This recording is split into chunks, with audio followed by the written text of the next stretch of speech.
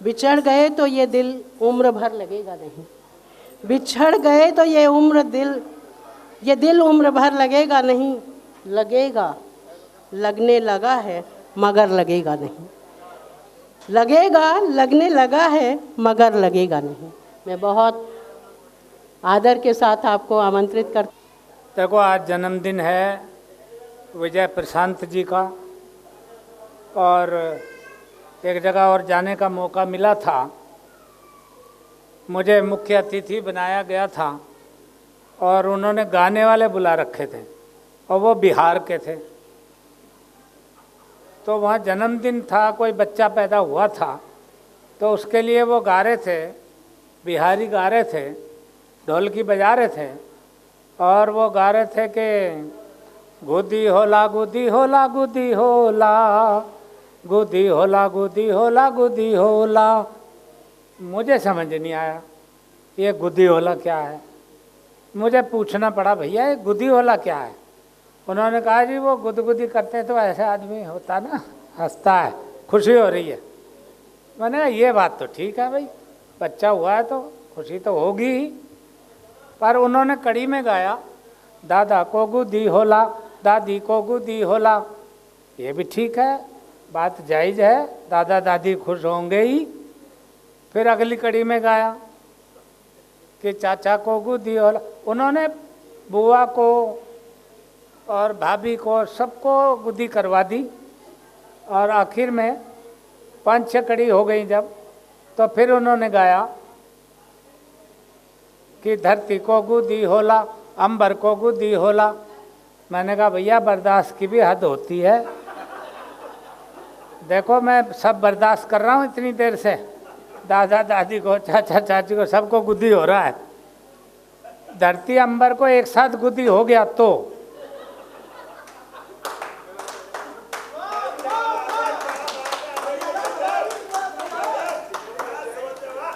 भाई पिछले दिनों समुंदर को गुदी हुआ था, वो आया था सुनामी, तो उस गुदी में थोड़ी सी गुदी हुई थी और उसमें 6-7 हजार लोग मारे गए थे।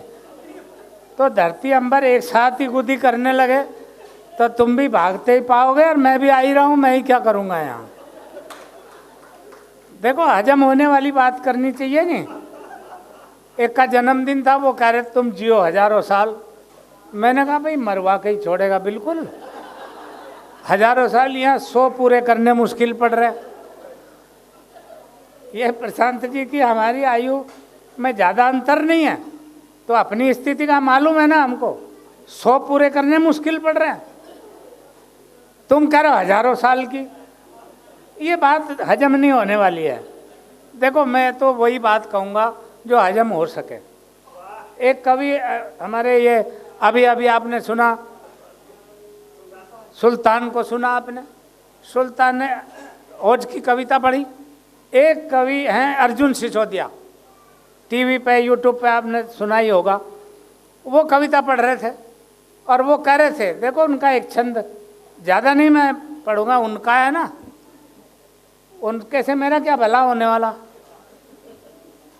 तो उन्होंने छंद पढ़ा, संदर्शी सुनो।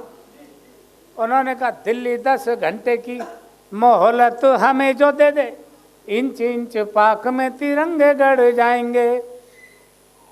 तो एक और कवि लिखने लगा उसी को, उसने ऐसे लिख दिया कि दिल्ली कुछ घंटों की मोहलत हमें जो दे दे, इंच इंच पाक में तिरंगे गड़। लोग ताली बजा रहे।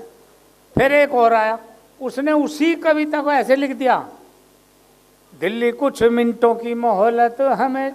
मैंने कहा आप सेकंडों तक आने वाले हैं ये।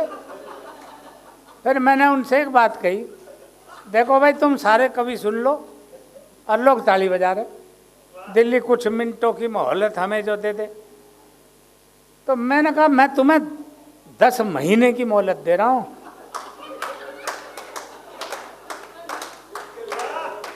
तुम मेरठ में ही गाड़ के दिखा दो।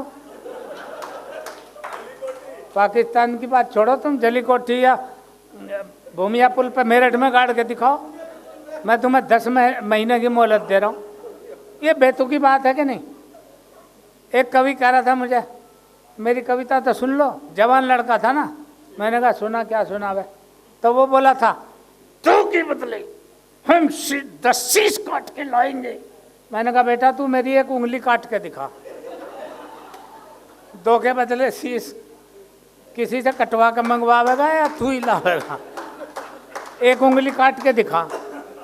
बोला नहीं अंकल नहीं, मैं कह रहा हूँ ना ब्लेड भी मैं ही दे रहा हूँ, तू एक उंगली काट दे, फिर भी इतनी रह जाएंगी। मैं तो कर लिया जो करना था, अब क्या है। तो एक उंगली काट दे, थोड़ी सी काट दे। कहला नहीं अंकल, फिर तो बकवास क्यों कर रहा है, तो 10 शीश कहाँ से काट के लिए आवेगा? है नहीं ये बेमतलब की बात। एक और कविता ऐसे पढ़ रहा था, ओज कवि कह रहा था, भारत माँ के वीर सपूत, ऐसे तो भारत माँ के शेर सपूत कह रहा था। उसकी कविता सुन के असर हुआ श्रोताओं पे। एक लड़की जा रही बेचारी, वो सुन के ही जा रही थी, और रात हो गई, कवि सम्मेलन 10-11 बज गए, वो जा रही थी अपने घर को। वो 2 शेर, भारत माता के शेर सपूत पीछे लग गए। जब थोड़ा सा सुनसान सा आया, तो उनमें से एक बोला, अकेली है, डरती ना है, आज बता देंगे। अब वो लड़की बर्दाश्त करती रही, दोनों कमेंट करते रहे, भारत माँ के शेर सपूत ऐसे हैं, उस पर कमेंट मार रहे। उस लड़की ने कुछ नहीं कहा। जब उन्होंने देखा हद हो गई ना, वो लड़की पीछे मुड़ी, और पीछे मुड़ के उसने ऐसे हाथ करे, कहीं दीप जले कहीं दिल, ऐसे में आके मिल।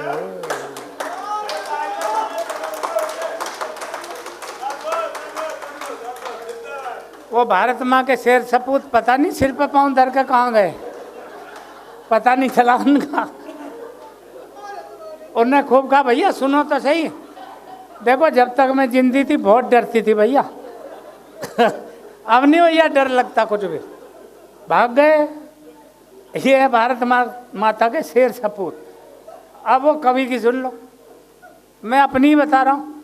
मैं तो बाहर अपने दरवाजे आके बैठा हुआ, और ऐसे मूड में आ गया, पुराना गाना याद आ गया।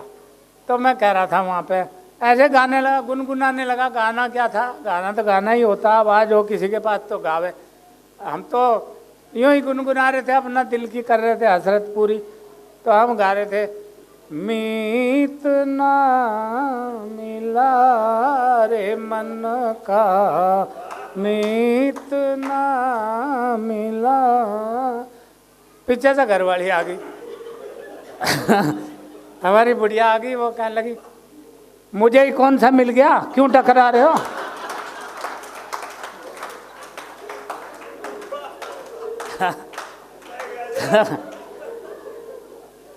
ये देख लो। मैंने कहा इसे समझ में नहीं आ रहा है ये गाना, मैं दूसरा गाऊंगा। तो मैंने दूसरा अपना उठा लिया पुराना, गुजरा हुआ जमाना आता नहीं दोबारा। उनने की काहे के मारे मरे जा रहे हो, किसकी याद में मरे जा रहे हो? गुजरा हुआ जमाना तुम्हारा कौन सा, मेरा ही कौन सा वापिस आ रहा है? कर रहे हो अपनी। चले जाओ यहाँ से निकल के, जहाँ जहाँ ताली बजाया ना तुम्हारी, वहीं चले जाओ। तुम्हारी ये बकवास मैं ही सुन लूँ, और ना कोई सुनने का। मुझे आ गया बस गुस्सा, मैं निकल के चल दिया। तो वो पड़ोसन देख रही थी, उसका भला हो भगवान करे। पड़ोसन ऐसी, पड़ोसन ये कहने लगी, कोई जब तुम्हारा हृदय तोड़ दे,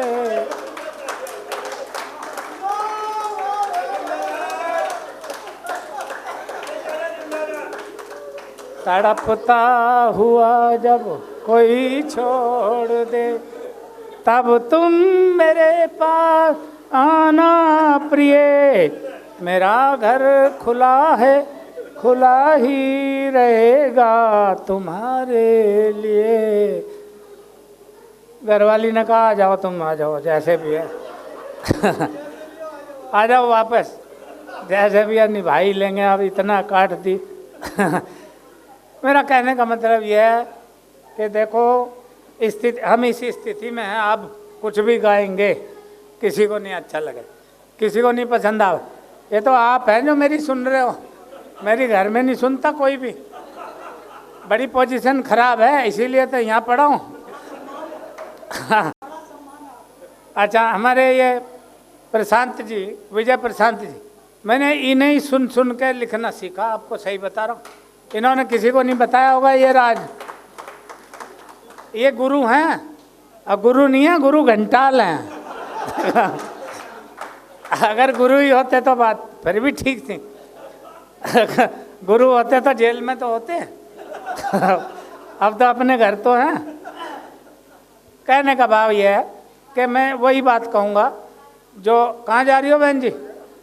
बहन जी मैंने तुम्हारी सुनी थी।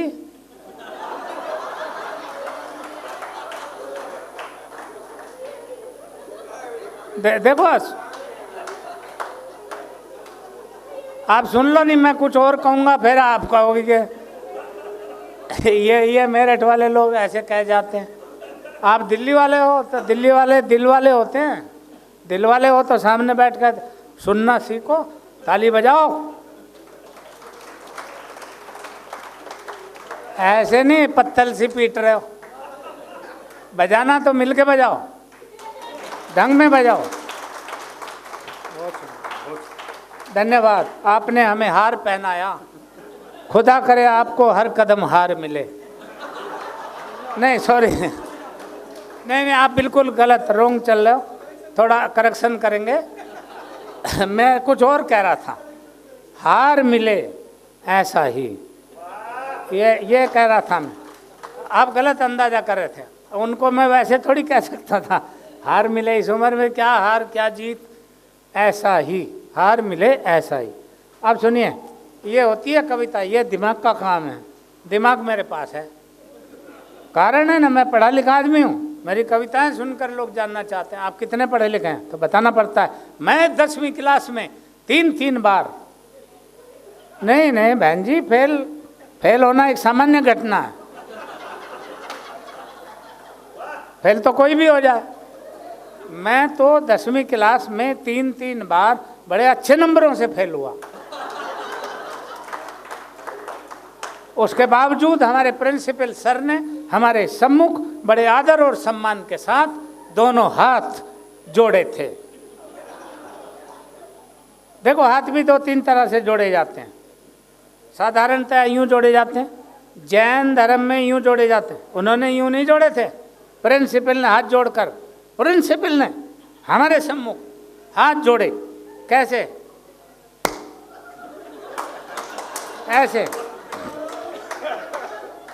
ऐसे हाथ जोड़े। आप बताओ सर, आपके सामने किसी ने ऐसे हाथ जोड़े आज तक? नहीं जोड़े। ये सौभाग्य हमें ही प्राप्त हुआ। प्रिंसिपल ने हाथ जोड़कर हमसे निवेदन किया, हे महाप्रभु, अब हम पर दया करो। तो हम करते क्या? उन पर दया करके ससम्मान अपने घर वापस आए थे। जिसका गिरा होगा ठा लेगा। मेरा नहीं है, इसलिए मुझे क्या। हम लोग पूछते हैं फिर भी आखिर नंबर कितने आते थे, तो बताना पड़ता कि हमारा मामला हमेशा बराबरी पर छूटता था। लोग जानना चाहते हैं ये बराबरी वाला रिजल्ट कौन सा होता, तो बताना पड़ता है कि जो प्रश्न परीक्षाओं में पूछे जाते थे वो हमारी समझ के पार होते थे, और जो उत्तर हम दिया करते थे वो उनकी। अब देखो, हमें आज तक याद है कि जो संस्कृत का प्रश्न पत्र आया था और प्रश्न आया था, सर्वे भवन्तु सुखिना सर्वे सन्तु निरामया सर्वे भद्राणि पश्यन्तु माँ कश्चित् दुर्भाग् भवेन्। इसी श्लोक का हिंदी अनुवाद लिखो। हमने लिखा। जब सर्वे किया गया, इसी श्लोक का पहला शब्द क्या है? सर्वे। तो सर्वे माने सर्वे तो होते रहते हैं। हमने वही लिखा। जब सर्वे किया गया तो पता चला भवन्तु ऋषि के आश्रम में कोई भी सुखी नहीं था। सर्वे संतु निरामया, सारे संत निरे माया में लिप्त थे। सर्वे भद्राणी पश्यन्तु, ये सर्वे भद्राणी और पश्यन्तु ने मिलकर किया था। माँ कश्चित दुख भाग भवेन, उन विचारों की माँ क्या करती जब उनके भाग्य में दुखी था। दूसरा प्रश्न आया था, विद्या धनम सर्वधनम प्रधानम, इसका हिंदी अनुवाद लिखो।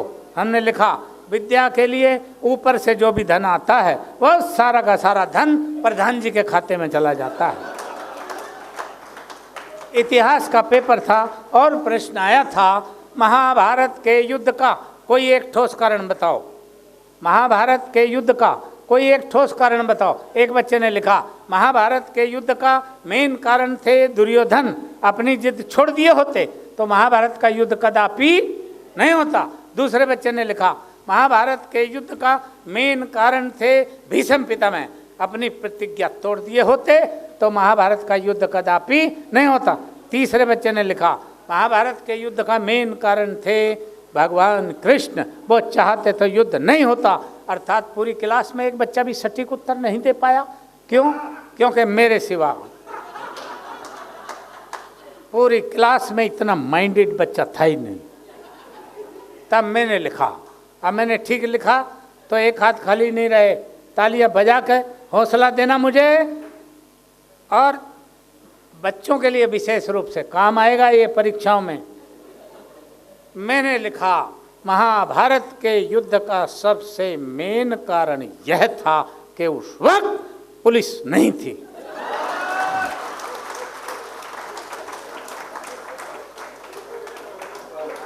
और हमने कारण भी लिखा, अगर पुलिस होती तो दोनों फरीकान के अर्थात कौरव और पांडवों के 5-5 लोगों को पकड़ के थाने में बिठाती और ले दे के थाने में ही फैसला कर दिया होता, महाभारत का युद्ध कदापि नहीं होता। यह है दिमाग का काम। साइंस का पेपर था और प्रश्न आया था, हम पानी क्यों पीते हैं? मैंने लिखा, क्योंकि हम उसे खा नहीं सकते इसलिए पीना पड़ता है। प्रश्न आया था, प्रदूषण किसे कहते हैं?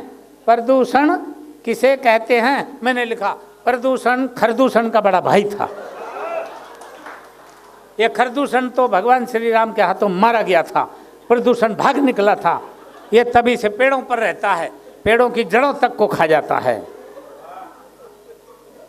यह दिमाग का काम था।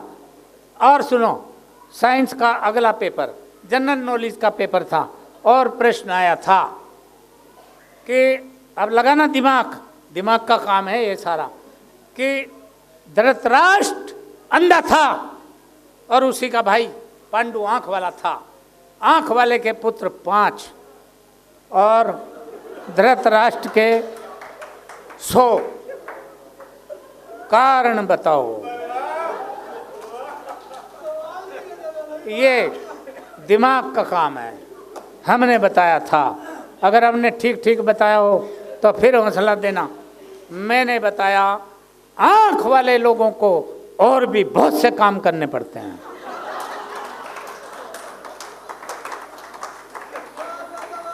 तो यह है दिमाग का काम।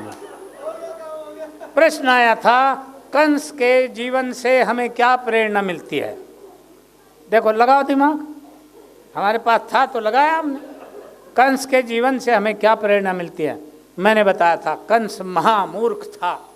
जब आकाशवाणी हो गई थी कि जिस बहन की डोली को तो इतने प्यार से विदा कर रहा है, इसी के गर्भ से होने वाली संतान तेरी हत्या करेगा, तेरी मृत्यु का कारण बनेगा, तो उस मूर्ख को, बहन बनोई को एक कमरे में रखने की जरूरत क्या थी? ये दिमाग का काम था। अगर आप ये वीडियो YouTube पर देख रहे हैं तो हमारे चैनल को सब्सक्राइब करें और बेल आइकन को दबाना ना भूलें। अगर आप Facebook पर ये वीडियो देख रहे हैं तो हमारे पेज को लाइक करें।